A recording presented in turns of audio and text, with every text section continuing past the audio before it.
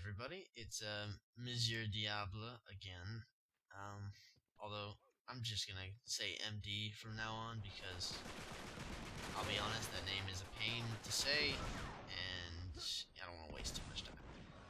Anyway, I really enjoyed making the first video, and as I said, I was interested in making another one.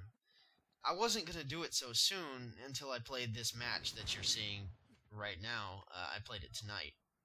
And this was an experiment with what, if you've seen tripleWRECK's review series, he calls the Rocketman 2.0 loadout, which if you don't know, is Explosive Shell Expert, at least level 2, plus both Bargain and Paid Bargain, and the RPG Kickback.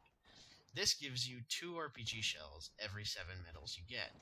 And on top of that, if there's an RPG that spawns on the map, you get 3 shells from picking that one up. So, if you're smart and grab the spawned one on the map, let's say you get kills with all 3 shells, you'll already be several medals towards the RPG Kickback, and if you get really lucky and, get several multi-medal kills, you might even have the RPG Kickback ready by the time you use all 3 of the spawned RPG shells. Now, what does this mean? This means you can chain RPG kills constantly.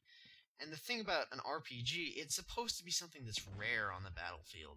It's not supposed to be your main weapon. It's not supposed to be in your hands for most of the match. And it's sure as hell not supposed to be available to you at your, heart's desire.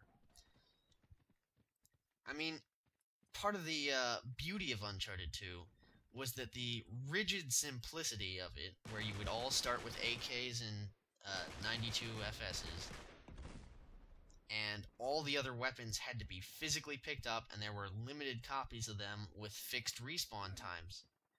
This was good, in a sense, because it prevented the game from ever devolving into anything other than gunfights most of the time. I mean, sure, people would run around with a shotgun if they could get a hold of it. I'm sure you all know how devastating the Spaz 12 could be on Plaza in Uncharted 2. But the point is, and one thing, to touch on another issue very briefly, part of that was stopping power made a lot more sense in that game. If somebody ran straight at you but you were hitting them, they usually wouldn't get close enough to shotgun you. But anyway, the point is, back to the original idea of map rigidity. By making the power weapons fixed and limited in number, it allowed Naughty Dog to control just how crazy the battlefield could become. You would never have a situation where more than one guy at a time would have an RPG and more than one guy would have a hammer. That just did not happen in Uncharted. The only way that could happen is if somebody picked it up and then just ran around with it for like 3 minutes without using it, and then somebody else grabbed it. Why they would do that, I don't know, but I guess it could feasibly happen, but it virtually never did. But now you can have an entire team that's running around with RPGs or hammers, T-bolts, whatever. The point being that now there's no real way for Naughty Dog to control how power weapons are influencing a game. And the problem can arise especially if we're dealing with parties versus randoms. The parties will not only rack up way more medals, but they'll also work together better. So if you have a party that has, a lot of power weapon loadouts equipped, then they'll just absolutely demolish the randoms even more than they normally would. I mean, what are a bunch of randoms gonna do against a party of 5 who play well together, and they're all running around with RPGs? There's nothing they can do, because they have no time to react, and it's one-hit kill, and it's easy to multi-kill people if they're standing near each other.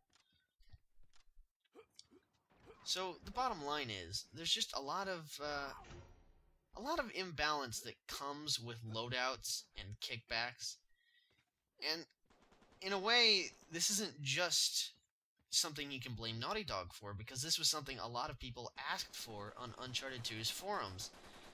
And this is kind of the old idea, be careful what you wish for. The truth is, a lot of people don't think about it. When they ask for a feature, they don't really think about the full implications of having that feature added. They only think about the immediate implications, oh, I'd be able to start the game with this gun that I like. But they don't think, how will this change the balance? How will this affect the way that the game plays? And the bottom line is, it just makes the game a lot less competitive. You know, you see a lot more games in Uncharted 3 where one team is just flat out steamrolling the other team. I'm serious. I've joined games in progress where it's 40-6. And the worst part is that power plays don't even do what they were intended to do, as I touched upon a little bit. Yeah, the obvious fact is that they don't work. They're not making the game any more fun or balanced. They're just making it more frustrating. And I guess the bottom line is, too much of this is integral to Uncharted 3's design to really be fixed by patches or live updates. Now, this isn't saying they couldn't tweak things. The problem is that will tweaks ever really be enough to change what is ultimately bad design? Can tweaking metal costs really overcome bargain stacking and power weapon kickbacks in everybody's loadout? I don't really know. I mean, and I would say, but they'll know with extensive playtesting, but the truth is, I'm not really sure if I could take that seriously. Because I just don't know how seriously they playtest their games. The fact that so many things are in Uncharted 3 that are horribly balanced seems to be sufficient evidence that they don't playtest very thoroughly. And there's really nothing we can do about it other than we can ask for tweaks and hope that for Uncharted 4, which will inevitably come down the pipeline, that they at least try and learn from their mistakes. Anyway, I think that's plenty for this video. Thank you for watching. Thank you for listening. If you have anything you want to say, whether it's disagreement, agreement, or just some other comment, go ahead, and I hope you have a good weekend. Or if you're watching this later, whenever, you know, just have a good time, good day. Yeah. Alright, bye-bye.